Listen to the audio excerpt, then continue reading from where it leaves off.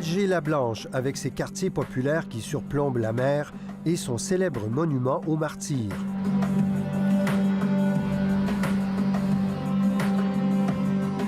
La capitale compte un nouvel élément dans son paysage.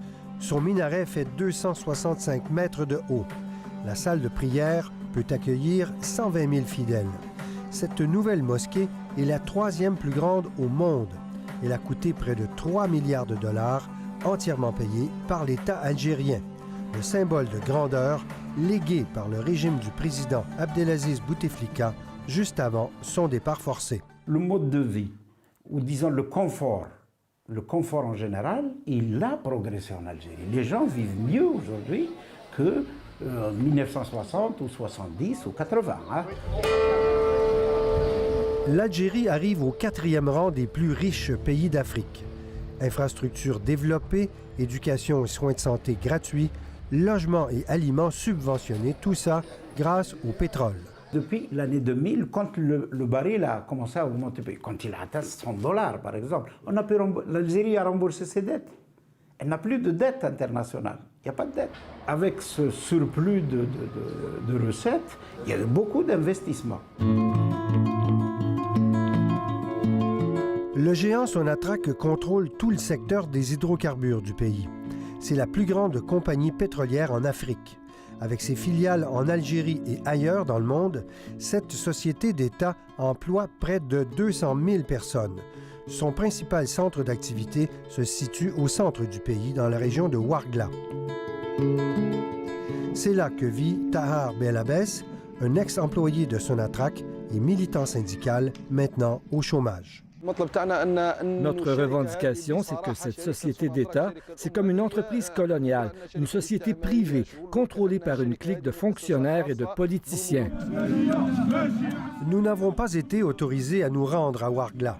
Nous avons que demandé à Tahar Belabès de nous retrouver à Alger.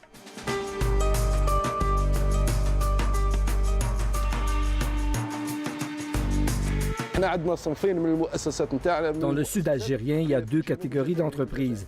D'abord, des multinationales associées à Sonatrach qui ne se soucient pas du droit local et des sous-traitants locaux dirigés par d'anciens militaires haut gradés qui se comportent comme de vrais esclavagistes. Tahar Belabès a été congédié après avoir organisé des manifestations réclamant des emplois pour les chômeurs de sa région. La compagnie a porté plainte contre moi parce que je faisais de l'obstruction avec des jeunes. Il a été emprisonné à quelques reprises. Son passeport lui a été retiré pendant la majeure partie du règne de Bouteflika. Et pourtant, il continue à manifester. On peut venir m'arrêter à n'importe quel moment. Le pays est aujourd'hui sans dessus-dessous. L'insatisfaction générale ne faiblit pas. Le taux de chômage algérien est actuellement de 12 %. Plus alarmant, chez les jeunes de moins de 25 ans, qui forment près de la moitié de la population, il touche 1 personne sur 3. Chez les diplômés universitaires, 1 personne sur 4 est sans emploi.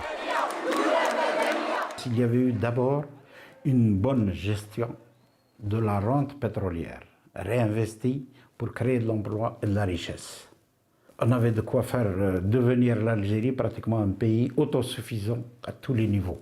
Aujourd'hui, on aurait un degré de développement extraordinaire. Abdelmajid Attar a été brièvement ministre sous le président Bouteflika et PDG de la puissante Sonatrach de 1997 à 2000. Il dénonce le manque de vision du régime au pouvoir, la structure de l'emploi, tenez-vous bien, mais aussi la corruption omniprésente dans le pays. Le problème, c'est que non seulement la corruption, elle a ouvert les caisses à des gens qui en ont profité, mais elle a empêché en même temps, par mauvaise gouvernance, la mise en œuvre d'autres activités, le développement d'une industrie, le développement des services, etc., etc. Voilà. J'étais menacé de mort par un ex-ministre. Halim Fadal dirige une association parmi plusieurs qui dénonce la corruption en Algérie. On peut arriver jusqu'à 40% des fonds qui sont délapidés. Il n'est pas le seul à le dire, la culture du pot de vin est présente à tous les niveaux. S'il y a des passations de marché, il y a des pots de vin. S'il y a recrutement, il y a des pots de vin.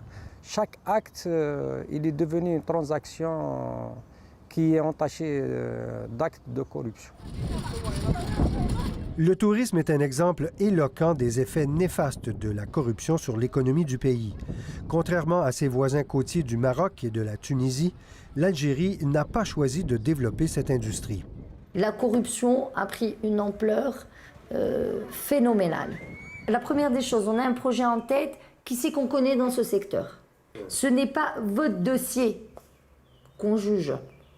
C'est la personne qui vous êtes et votre relationnel et l'argent que vous pouvez avancer.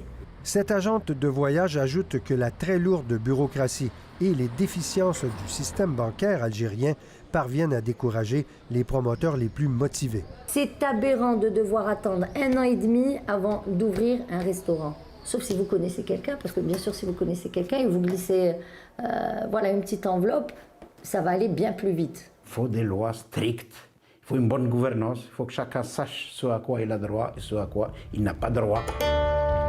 L'avenir économique de l'Algérie reste à écrire et l'exercice est en cours. Les militants pour le progrès social comme Tahar Belabès constatent que leur cause est maintenant portée par un vaste mouvement populaire qui réclame au préalable le départ de la classe politique au pouvoir.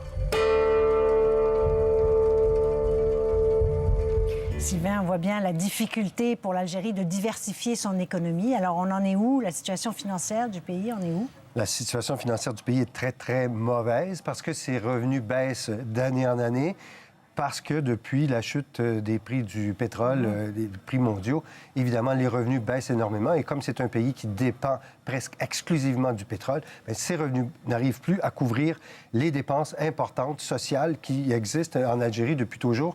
Donc là, on se dirige vers vraiment un mur. D'ici 5 à 6 ans, on aura épuisé les réserves, des réserves financières importantes qui avaient constitué l'Algérie, mais qui fondent comme neige au soleil depuis les 4 ou 5 dernières années à cause de cette chute du prix. Donc, on en est là à une petite réserve qui n'arrivera pas à permettre au pays de survivre à ce rythme-là. Et les réserves d'hydrocarbures, elles, est-ce qu'elles sont viables à long terme ou pas? Alors, les réserves de pétrole diminuent. Et l'extraction diminue aussi parce qu'on n'a plus les techniques pour aller le chercher là où il se trouve, il est plus loin. Par contre, on a d'énormes réserves de gaz de schiste, un gros potentiel économique à développer, sauf qu'on n'a pas les techniques, on n'a pas l'expertise pour le faire, on a besoin de partenaires internationaux pour le faire, mais on n'arrive pas à les convaincre à cause de la situation qui est très instable dans le pays pour le moment. Donc, on se retrouve dans l'opposition aussi sociale. Il y a de l'opposition sociale, effectivement, qui n'aide pas. Donc, on se retrouve dans une situation un peu comme au Venezuela où on a abusé de la ressource, on n'a pas planifié, on n'a pas diversifié. Actuellement, on n'a pas de solution économique à moyen terme pour sauver l'Algérie. Oui, on parle de cette malédiction de l'or noir. Voilà un exemple. Encore Merci, Sylvain. On prie.